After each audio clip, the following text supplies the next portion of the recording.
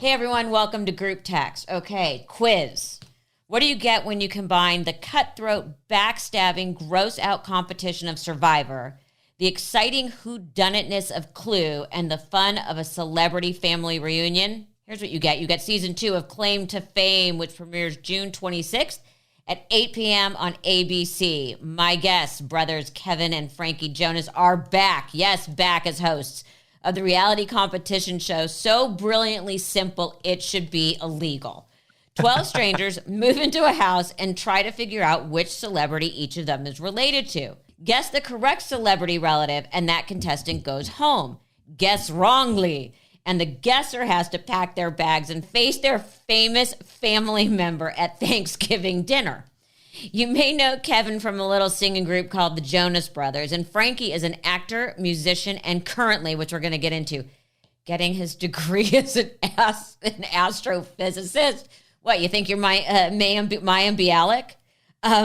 We got a lot to talk about with these two, so Frankie and Kevin Jonas, welcome to Group Text. Frankie, next thing you're going to be making a run is the host of Celebrity Jeopardy! There you go. Man, that was the best intro. That was the best explanation of the show that we've had. It's pretty good. That either of us could ever. Rivals how we'd say it. No, so well done. I think it was better than we said. That was fantastic. You crushed that. Well, I'm gonna give credit to one of my producers, Graham, who helps write these write these introductions. That's he's listening. I'm just gonna start with saying, bummer, you guys are such underachievers. Yeah, I know. We really just don't want to continue to ever be home is what happens. Yeah. You know, I feel like you understand this though. We've known each other for a long time, and it's like anything else. The minute you get the minute you get busy, you get more busy. So it's just like fitting this in. Last season, doing the second season was crazy because I was in the midst of the promo run to announce the album and the tour and all of these things. So I was literally leaving set, flying to do shows in Vegas, and then flying back to do it was a lot, but it was great. I am obsessed with Claim to Fame. The idea is so simple. It's so simple, but so effective. It's so good. The twists and turns are ridiculous. How did the show come to be? Because it's kind of a weird pitch. Yeah, no, it is a weird pitch. I remember getting pitched it for the first time, and I was like, walk it through me again. So I had to get to understand it. But once you're in it, you can really understand exactly what it is. You have these 12 people. They're all related to a celebrity. They got to keep their celebrity relative's identity a secret. And they got to try to figure everyone else's out. It's that simple, right?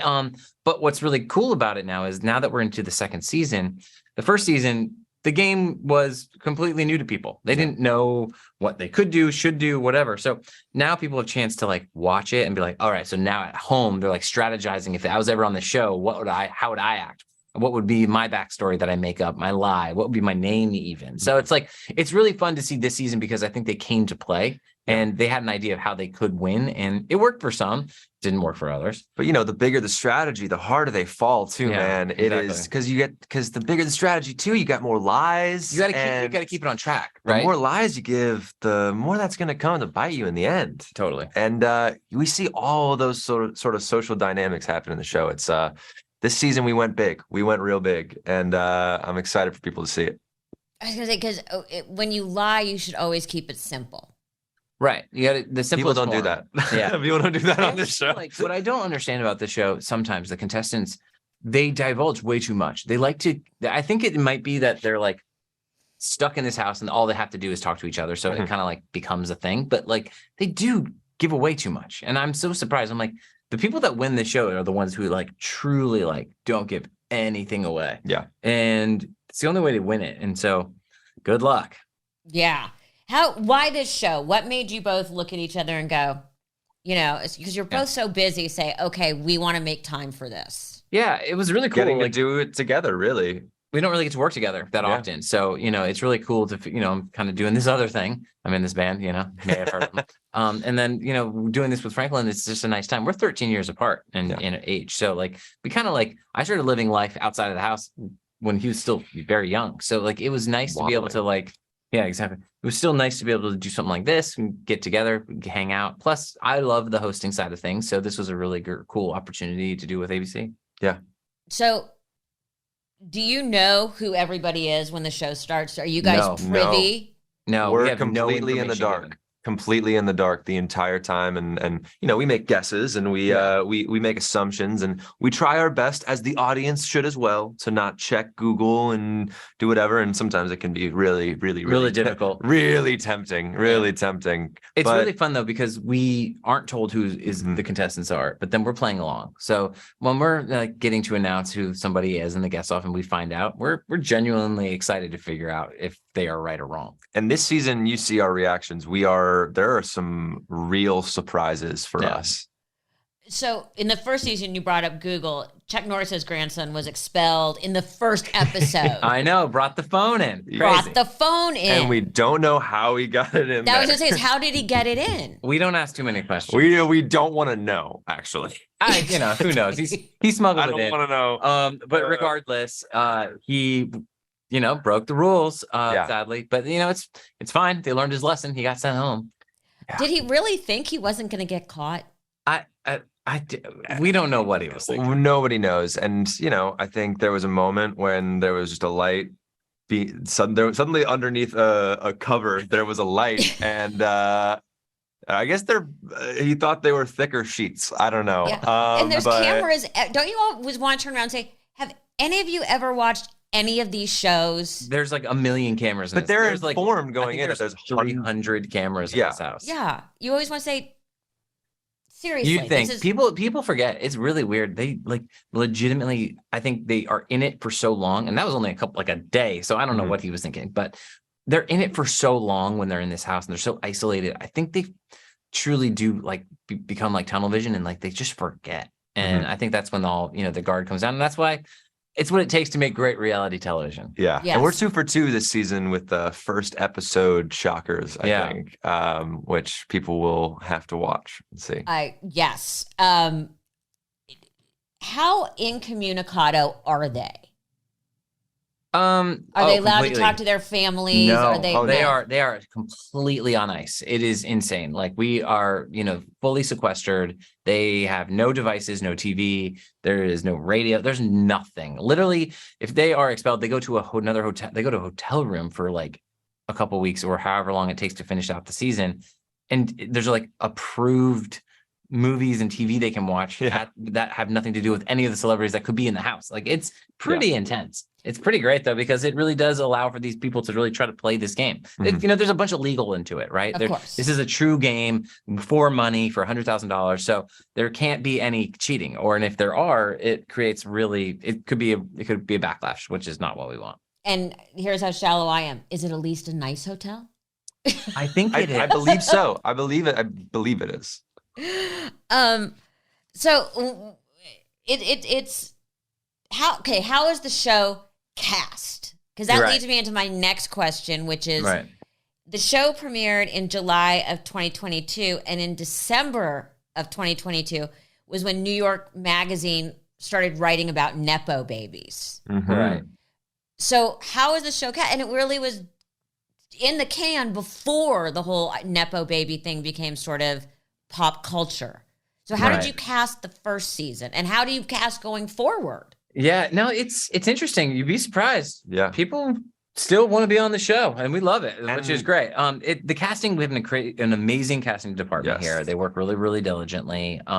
You'd be surprised how supportive that most of the celebrity relatives are. That there was a couple that we actually were on the cusp of making the show that didn't make the show. And we got phone calls from the celebrity relatives. We're like, trust me, you're going to want that person on the show. And then they're like, all right. So they did. They actually made it. So, there's supportive family members. There's family members that I don't even know if they know that they're on the show. Who knows, right? I think it's anything and everything.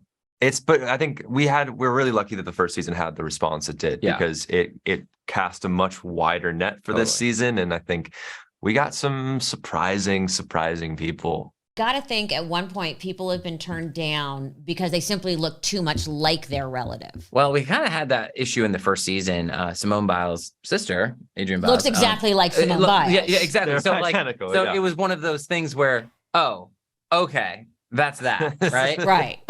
So that's not the case this season, though. Right. I would think in this world of deep fakes now, the casting people have a lot of research to do. Yeah, it's got to be a difficult task, but apparently it was a very easy. It was not as hard this season, which is great. I think that people knew the show existed, and Yeah. so they came out of the woodwork, and it was successful, so that helps too. Yes, and so I would love to see someone's parent on the show. Right. that would be great. That's the dream, right? That's the dream, is that we have some very I think that there's hopefully we get a season 3 and we get some alternative sort of members of the family, right? Love it. How would your parents do on the show? Mom would crush. Dad would probably not do so well. Mom would play everyone. Really my God, Mom. She would be like the marionette. It would be great. Yeah, no, she would be amazing. Everyone would love her, and she'd be just sneaky little manipulator. It would be awesome. And then Dad would just, I feel bad for lying. I'm just going to tell you who I'm related to. I mean, I don't want to give anything away about this current season, but you have one contestant whose celebrity's relative is figured out, and they lose their shit. Yeah, it is absurd. And it was the first night there, and we were like, two first episodes of the season. It is a wild ride, and they're not cool about their departure, and it's great TV. It's a wild one. But I think that I think it sets us up for a lot of the fun things that come later in the season too. Totally. To be perfectly honest. Well, yeah, it's going to be super fun at Thanksgiving dinner for that particular family. I'm sure. Oh man, yeah. It's like not so happy with that. What has changed from season 1 to season 2, or have we really stayed? What did you learn from season 1 that has been sort of massaged or rethought into season 2? For sure. One of the big things was we kind of introducing the audience to the show and what it is. We kind of said, okay, some of these people are related to these people, actually told the audience at home who they're related to. We're not doing any of that this season, which is really cool. So you're in the dark from the beginning, and we're not giving away any answers, which is nice. The house is different. We massively scaled up the home from just so that the events and the experiences are to a next level. Like anything, you don't really know what's going to happen with a television show until you're in there and you're doing it. And so the team was really wonderful. The contestants, the celebrities that they're related to are big names, people you will know. It's not challenges. It's not like some random guy that's in one movie that you might have seen one time. It's no, these are A-list heavy hitters. And the challenges too were really surprising. They're bigger. They are there's some wild. There's challenges. Spectacle. It's big. How fun. But I want to you brought up being 13 years apart, and what it makes me think about is that, Frankie, when you were in middle school, all of your brothers had already gone on their separate paths and were no longer, and I'm going to do air quotes, which I hate, the Jonas Brothers. Capital. How did you explain to your family or to your friends, especially in middle school, who your family was? See, I didn't have a problem with that till high school because my mother running her mouth on TV. You had a sort of a different situation. But it also makes you think, if you had been a few years older, you could have made a shit ton of money scalping tickets. I could have. He did that. I think he did that. I did. No, as a kid, there's very in our household, there's very famous stories of me at some of their earliest shows selling drawings to fans for $5 each. And he came back with a wad of cash. Drawings he made. I saw an opportunity. There was a market. I was lucky that I went to school in middle school with a lot of kids who grew up in the same situation. Yeah. A lot of Miley's little sister Noah and Demi's little sister Madison, and they were, we all understood each other's situations, and we were all very close. And I think it was very different than, say, I don't know what my nieces or what their experience is going to be like. And I'm always going to be there whenever they start figuring out how do I explain this to people? Oh, excuse me. If they're half as smart as you guys are, they're going to already have that swipe card pay thing on their phones. Mm-hmm. So just like tap here, please. Yeah. Tap here. What do you want to know? Amazing. But I loved Chasing Happiness, the documentary about your family's roots in New Jersey and how you got signed and dumped and the hardships your family faced, being judged by the community. Obviously, I'm just rehashing all this. The diabetes, the start of the Disney career, which launched you into the stratosphere. And I kept thinking to myself, how did you guys stay so grounded? It's a good question. I think part of it was the busyness a little bit, to be honest. Like, I think part of it was that we kept moving so fast. We almost like couldn't enjoy the moments. And I think when you start to take more time in between things is when like you can get into more trouble. I think honestly, it's like there was always another thing we had to do. But it's also our parents, to be honest, you know, having them around as a support and as a group of people to always keep us on track was wonderful. But we also I think it was our work ethic, honestly. We just wanted to keep making music and keep being on the road and keep doing the next thing. So it was us driving the ship for sure. It was no one else. It wasn't our parents, pushing us. It wasn't stage mom and dad. It really was us being like, let's do the best we can. And, and then there's a time where it became a struggle as a family, like in the documentary you see. And then, we split up, we come back. And now, of course, we've come back together in 2019. And since then, and been doing all this stuff. And it seems to be bigger than it's ever been, and weirder and fun and healthy, which is even better, like for a long time it wasn't, and now it is. And I think it also has to do with the fact that we're all adults and we're all like have our own independent lives, and we support and build up those independent lives on top of. Go ahead. Good. I say what I loved about the documentary is you guys do not shy away from being real, and raw, and allowing the cameras to see pretty difficult conversations. Yeah, the conversations we had in Australia in that documentary were very real, very, very intense and unexpected, I think. I don't think anyone really expected us to fully say it all, and we did. Did you, Frankie, what did you, because the age gap, what did you learn? Did you, and I'm very interested always in birth order. Mm-hmm. And did you get a better sense of that? Because you're the baby. I am the baby. You were an only child. Exactly. Like, they say that if it's like 5 years, I think 5 years or more as an only child, and I'm 8 years to Nick, and he's the youngest. And so it was, me and my parents, they had to toe the line of both being manager, dad, and also stage mom, and not in that sense, but not stage mom, but backstage mom is what I'd like to say instead, because she's still cooking for us backstage, and she's still mothering us, right?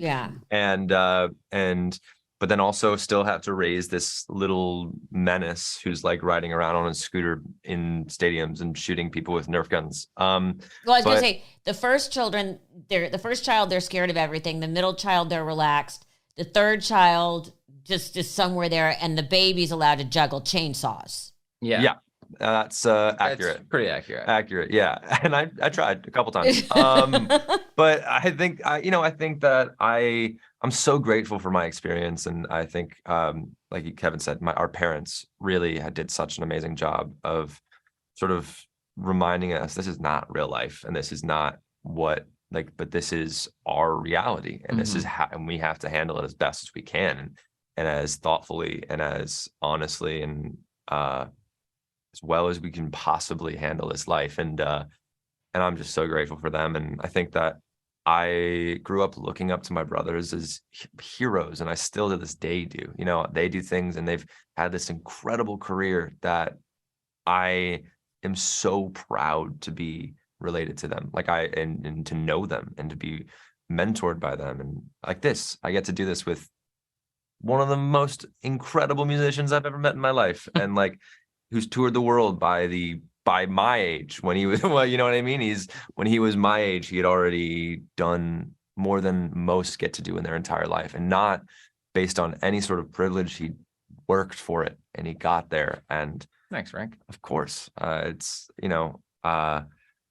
I think I've learned more than I could ever learn from anything from my family, and I'm so grateful for my experience. That's so sweet. Now, if I didn't know what my next question was, that would bring a tear to my eye. But one of the best interviews I ever saw was Peyton and Eli Manning with their parents. Right. And the questions that were asked were amazing. So I'm going to default to some of those. What were your what name did your mother call you guys? What were your bad nicknames? Franklin Nathaniel. Yeah. I was just Paul Kevin because my first name is Paul and not Kevin. So anytime I got the full Paul, I was done. It was real. What? It was popping off in the house if we heard Paul. Yeah, he's like, oh shit, now I need to run. Yeah, seriously. So your mom didn't have like, Kevy Poo or No. No. The Smothers Brothers, who were a very famous brother act, Yep. Mm-hmm. used to go to counseling. Yeah. So that they could go to couples counseling so they could handle being a family that works together. I got to tell you, my mom and I spent a lot of time on the phone with the therapist. You have to. We definitely do the same thing. And, like we're, communicating with someone to help us navigate moments that are challenging and in a safe place because it is difficult, right? Yes. Work environments alone can be challenging. Then work with your family and to keep it healthy. It's great. Now I'm doing this with Franklin and it's like, okay, cool. More of it. And so, but it's been wonderful, honestly. Our relationship is such like you said, the age gap. He was 10 years old. I was getting married, like it's a very different thing for us. So different. So like for me and him, like there's literally no drama. Yeah. There's the pressure for us to do this. It's like a pleasure to be on the show. I think, and I think that we both really come at it as sort of like, a step back away from the things that stress us out that we have to go work and do outside of this. And so I know I have a lot of fun, and I don't think there's never been any drama between Kevin and I on the set, which is great. Do you realize that in 7 years, the Jonas Brothers are going to be eligible for the Rock and Roll Hall of Fame? In 7 years? Whoa! In 7 years. Wow. I didn't know that. I think it's going to be a minute before we're put back in, or up for it, but that's pretty great. It's insane to think that I think it's next year, or the year after, we're looking at 20 years of doing it together. So it's kind of crazy. I'm still very young, but my knees feel old. It just gets worse. It's all downhill from here. It's been, we're about to head on our biggest tour we've ever done, right? It's insane to think that the world is still, supporting our endeavors and continuing to, help let us live our dreams every day. And it's really insane. Like we're playing 2 nights at Yankee Stadium. We've never done that. Oh my God. But the Broadway thing. Yeah. The Broadway thing was amazing. It was 5 nights. For people that don't know, it was 5 nights. We played a new album, one of our albums each night we highlighted. So each night was something special. And then we played hits, after whatever.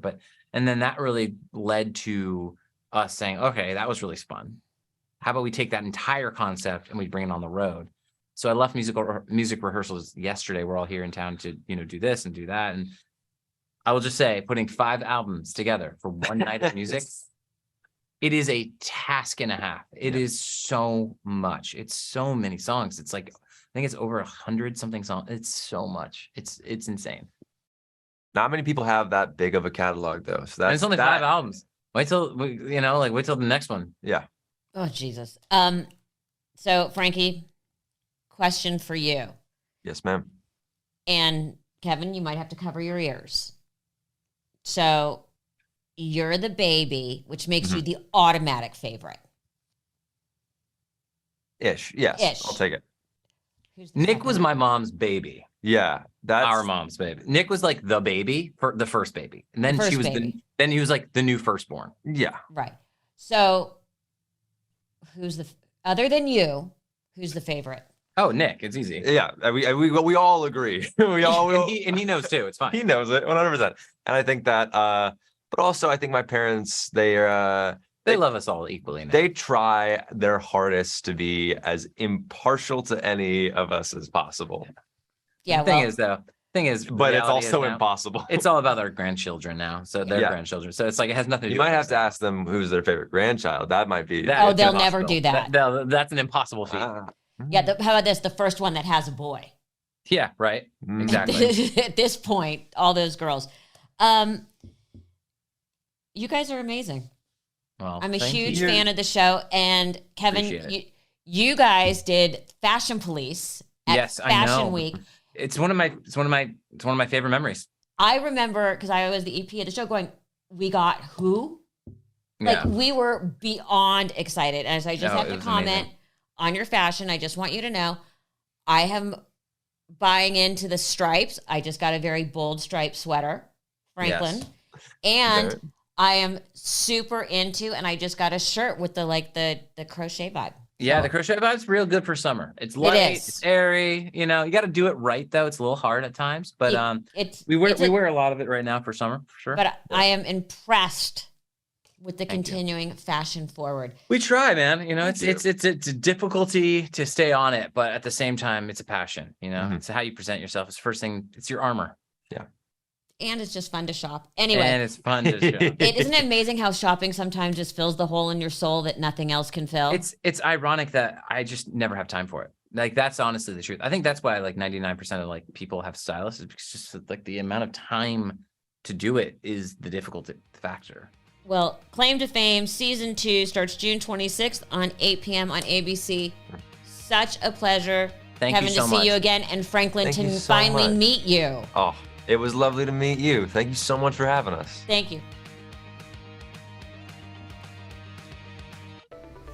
Thank you. Thank you.